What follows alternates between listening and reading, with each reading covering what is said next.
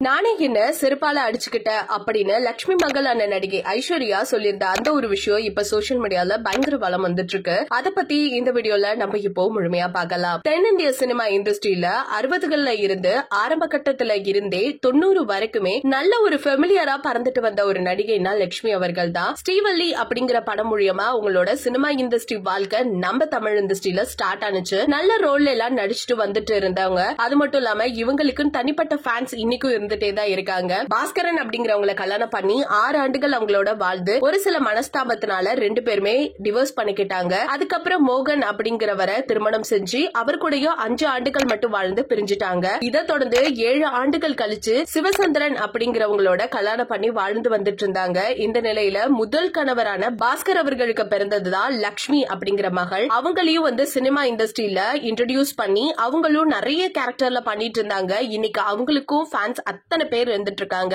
அது மட்டும் இல்லாம ஒரு சமயத்துல அவங்க முன்னணி நடிகையா வளம் வந்துட்டு இருந்தது எல்லாமே நம்ம எல்லாருக்கும் நல்லாவே தெரியும். அப்படி இருக்க ஐஸ்வர்யா இப்ப சமீபத்துல ஒரு இன்டர்வியூல ஒரு சில விஷயங்களை ஓபனாவே ஷேர் பண்ணிருக்காங்க. அதுல என்னன்னா, ரோஜா படம் மிஸ் ஆனதுனால நீங்க செருப்பால அடிச்சுக்கிட்டீங்க அப்படின்னு நீங்க சொன்ன ஒரு விஷயம் இப்போ ரீசெண்டா வைரல் ஆயிருக்கு. அதை பத்தி நீங்க என்ன நினைக்கிறீங்க அப்படின்னு கேள்வி எழுப்பும் போது ஐஸ்வர்யா அதுக்கு பதிலும் சொல்லியிருக்காங்க. இந்த விஷயம் நான் சொல்லி ஒரு 4-5 வருஷம் இருக்குமா, அப்படி இருக்கையில இப்ப திடீர்னு இதை பத்தி சொல்றது எனக்கே ஷாக்கா இருக்கு அப்படின்னு சொல்லிட்டு அவங்க அத பத்தி ஓபனா சொல்லியிருக்காங்க. என் படத்தை கமெண்ட் செய்யறது எல்லாமே எங்க பாட்டி தான். அப்ப தெலுங்கு படத்துல நடிக்கிறதுக்காக நான் கமெண்ட் ஆக்கியிருந்தேன். நாளைக்கு ஹைதராபாத் போகணும். முதல் முறையா மணிரத்னம் என்ன பண்ணார்னா தளபதி படத்துக்கு, அதாவது 1990 வருஷம் நினைக்கிறேன், அந்த படத்துல நடிக்கிறதுக்காக ஷோபனா ரோல்ல நடிக்க என்ன கேட்டிருந்தாங்க. அப்ப ஒரு படத்துல நான் கமிட் ஆயிட்டேன். அதுக்கான டேட்டுமே அவங்க இன்னும் கொடுக்கல அப்படின்னு பாட்டி ஆல்ரெடி அவங்க கிட்ட சொல்லிட்டாங்க. அதுக்கப்புறம் அந்த படமும் போச்சு. அதே போல 2வது டைமும் தெலுங்கு படத்துல நான் கமிட் ஆகியிருந்தேன். ரோஜா பட வாய்ப்பு எனக்கு வந்துச்சு. அப்ப தெலுங்கு படத்துல கமிட் ஆயிட்டேன். அதுக்கு டேட் அவங்க கொடுத்துட்டாங்க. 40 நாள் டேட் கொடுத்திருந்தாங்க. அதனால என்னால அந்த படத்துலயும் நடிக்க முடியாம போயிடுச்சு. அதுக்கப்புறம் அந்த படமும் நின்னு போச்சு. அதுக்கப்புறம் ரோஜா படம் வழியாகி நான், அப்பா, பாட்டி எல்லாருமே பார்த்தோமா. ருக்மணி அப்படிங்கிறது என் பாட்டியோட பேரு. அதுல ருக்மணி பாடல் வரும்பொழுது நான் ரொம்பவே கோவமாயிட்டேன். அதுக்கப்புறம் புது வெள்ளை மலை பாடல் வரும்பொழுதுமே செம்ம ஷாக்கும் ஆயிட்டேன். கோயம்புத்தூர் அப்பா சென்றிருந்தாங்க.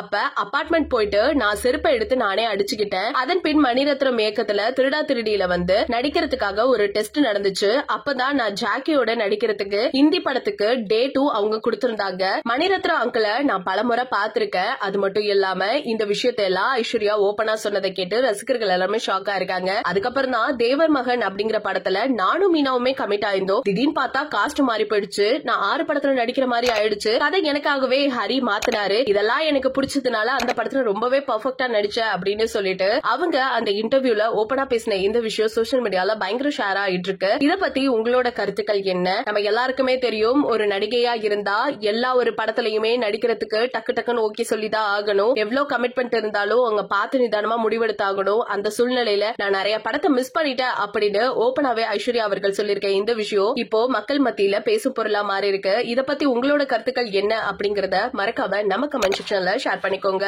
இது போல பல அப்டேட்ஸ் தெரிஞ்சுக்க நம்ம சேனலை சப்ஸ்கிரைப் பண்ணி வச்சுக்கோங்க.